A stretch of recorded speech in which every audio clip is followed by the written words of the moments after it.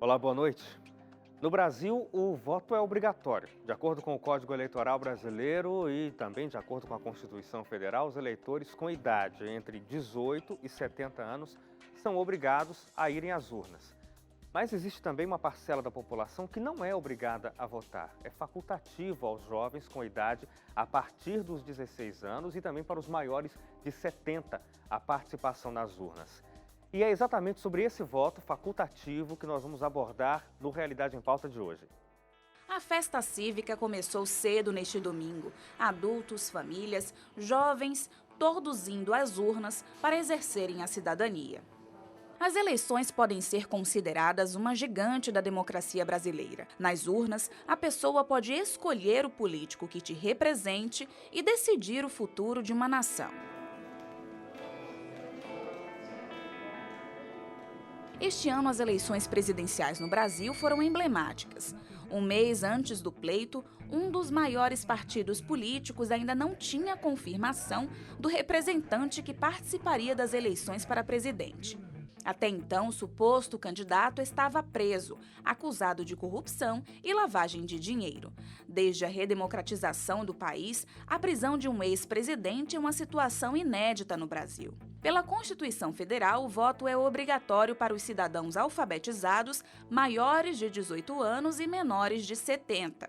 Só que para pessoas com idade a partir dos 16 e maiores de 70 anos, o voto é facultativo. A razão histórica, sociológica, é que obrigar a participação do eleitor significa uma maior participação na democracia.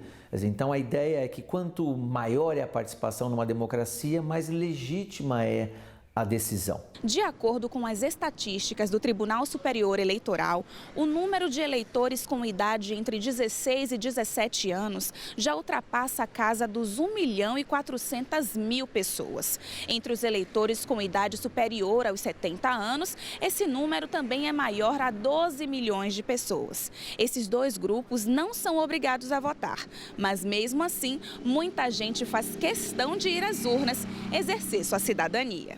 É um cenário em que muitos jovens acabam gostando da política porque entendem que a política é uma política com P maiúsculo, uma política que traz à tona a participação, o diálogo e, sobretudo, a forma de equacionar os problemas discutindo e não ganhando e eliminando aquele seu opositor ou seu adversário. A crise política refletiu diretamente nas urnas, inclusive nos votos facultativos. O retrato disso está nos números do Tribunal Superior Eleitoral. Em julho do ano passado, mais de 1.500.000 jovens com idade entre 16 e 17 anos estavam registrados no Cadastro Nacional de Eleitores. Esse ano, no mesmo período, o cadastro diminuiu para 1.400.000 jovens, uma redução de 8,9%. Se relacionarmos esse número com a população que tem 16 e 17 anos, tanto no ano de 2017 como em 2018, a gente verifica uma redução de 2,9%. Os números mostram que, apesar da redução populacional, o número de eleitores com essa faixa etária caiu mais, o que traduz a falta de interesse desses eleitores na política do Brasil. A diminuição pode ser explicada, sobretudo, pela visibilidade muito negativa que a política no geral e os políticos em particulares têm tido, sobretudo por conta das operações da Polícia Federal, dos julgamentos e da constante notícia de corrupção. Então, isso, no fundo, de uma determinada maneira, acaba afastando ou deixando as pessoas bastante descrentes de que a mudança é feita pela política. Luana Rossetto compartilha desse sentimento de frustração política. Os grandes escândalos de corrupção e a lista vasta de políticos envolvidos em investigações causaram indignação na adolescente. Mas ela transformou todo esse sentimento em engajamento. Aos 16 anos, Luana tirou o título de eleitor e, mesmo lhe sendo facultada a possibilidade de votar ou não, ela fez questão de ir às urnas exercer a cidadania. Para mim foi uma experiência única, porque para mim é muito importante a gente estar votando, sabe?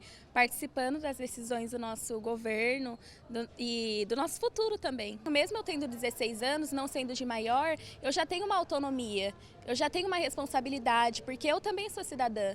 Então acho que eu também posso fazer parte da política, eu posso fazer parte do voto, porque o futuro não é somente para as pessoas que têm para cima de 18 anos, mas é para todos nós. E agora a sensação qual que é? A sensação é alívio, né? Agora eu espero que o presidente que eu votei ganhe, né? Patrick Juliano Alves também tem 16 anos. Assim como Luana, decidiu tirar o título de eleitor e foi às urnas. Coloquei o despertador bem cedo, já estava bem ansioso, esperando já faz tempo. Foi divertido. A escolha do candidato foi difícil, mas depois de muita pesquisa, veio a certeza do voto. Um pouco, no começo tive um pouco, mas aí eu fui pesquisando e encontrei um candidato que é mais parecido comigo. Eu estou seguro sim, mas é muita responsabilidade, né? Para 16 anos, mas eu acho que vai dar certo.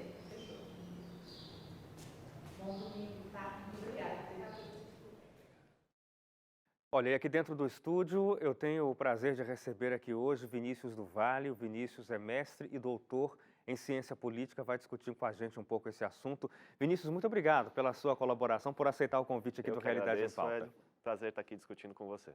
Vinícius, a gente está mostrando nessa nossa reportagem, o foco é mostrar a participação do eleitor nas urnas, mostrando essa fatia que pode votar, mas que não é obrigada. Mas um grupo de pessoas, como a gente mostrou aí, 13 milhões de pessoas que fazem questão de ir às urnas e fazer a diferença na cidadania. Isso realmente faz a diferença? Realmente, ele faz bastante diferença sim. A gente está vendo que o cenário eleitoral está apertado, né? E o fato dessas pessoas terem ido votar, elas estarem querendo ir votar, né? Mostra que existe um interesse pela política no Brasil, nesse momento que a gente está vivendo, e que essas pessoas querem ter essa participação na democracia. E vai fazer diferença no resultado, sim. Uma coisa que chama a atenção é que a gente sempre tem um número de abstenção, quer dizer, pessoas que no dia da eleição preferem, por qualquer razão que a gente não pode dizer qual é, preferem não ir às urnas votar. Gira em torno de 20% dos eleitores normalmente, não é, Vinícius? Isso enfraquece a democracia? Olha, o ideal seria se todo mundo fosse exercer a democracia, o direito ao voto, e participasse das eleições, né? Mas isso acontece em todas as democracias do mundo também. O Brasil não é um caso à parte de desinteresse nas eleições, né? Então, a gente pode dizer que isso é uma coisa que é normal. É normal. Sim. Esse tipo de abstenção, é claro, a gente já falou, né? Não dá para dizer pontualmente qual é a razão que faz a pessoa não querer ir votar. Mas um pouco pode ser por conta de, sei lá, desalento político? Com certeza existe esse fator, Hélio. A gente vê no Brasil que a nossa sociedade tem uma certa, como que a gente pode dizer, né? Uma aversão aos políticos, né? E isso vem aumentando, né, nos últimos anos, mas muitos desses eleitores que se abstêm, né, eles também o fazem por conta dos custos de votar, né? Eles também fazem porque as sessões eleitorais muitas vezes estão longe do seu local de residência, você não tem às vezes um transporte público para chegar nos locais de votação, então também tem esse ponto e acaba sendo muito relevante para essa abstenção. O fato de a gente ter uma democracia tão recente é uma explicação para que a gente também tenha ainda, eu não sei dizer, Vinícius, mas talvez uma fragilidade democrática, até porque vira e mexe a gente tem aí pedidos nas ruas de volta a um totalitarismo, por exemplo. Sim, Hélio, eu acho que o fato da democracia ser nova influencia a gente ter uma taxa de pessoas que ainda prefeririam viver num regime não democrático, né? A democracia, ela é exercida no cotidiano, né? Não só no período eleitoral, né? Mas o fato da gente ter uma regularidade com eleições a cada 2 anos faz com que as pessoas tenham um apego ao exercício do voto e à democracia em si. Essa é uma questão também bastante interessante. Você lembrou, a gente tem eleições sempre a cada 2 anos, né? Agora, a gente está no momento aí da eleição federal e para o governo do estado, mas depois a gente, daqui a 2 anos, tem de novo eleição para a escolha do prefeito, para a escolha dos vereadores. E aí, às vezes, Vinícius, dá a impressão de que, por ser federal, é mais importante do que o municipal. As pessoas parecem que ainda não têm uma concepção muito forte da importância que o voto tem, inclusive para a eleição da Câmara de Vereadores e agora que a gente está na federal, para a eleição do Congresso Nacional. Pensa-se muito no Executivo e pouco no Legislativo. O que explicaria isso, por exemplo? Por que o eleitor não conseguiu ainda apreender que talvez o mais importante seja a escolha do Legislativo dentro do nosso sistema político? O legislativo é muito importante, Hélio, mas realmente é o período eleitoral, a gente vê as discussões girando muito em torno dos candidatos ao executivo, né? A gente tem uma tradição no Brasil de dar mais importância para os cargos executivos do que para os cargos legislativos, tanto que o eleitor ele escolhe primeiro o seu candidato a presidente, só depois o candidato às câmaras municipais e às câmaras dos deputados e ao Senado, né? E isso é uma coisa que, com educação política, a gente precisaria mudar para que o eleitor pudesse também dar uma atenção maior para o legislativo. Esse talvez seja o grande ponto central da discussão que a gente deveria levantar, que é a respeito da educação política. Como é que se oferece uma condição de educação política para um povo? Pensando aqui no Brasil, como é que a gente pode esperar por educação política, por politização do eleitor, do cidadão de modo geral, né? Não só aquele que já está na idade que possibilita o voto, mas que a cidadania como um todo tenha condições de interpretar a política, de entender a política e de fazer a política acontecer no dia a dia. Esse é um ponto importante.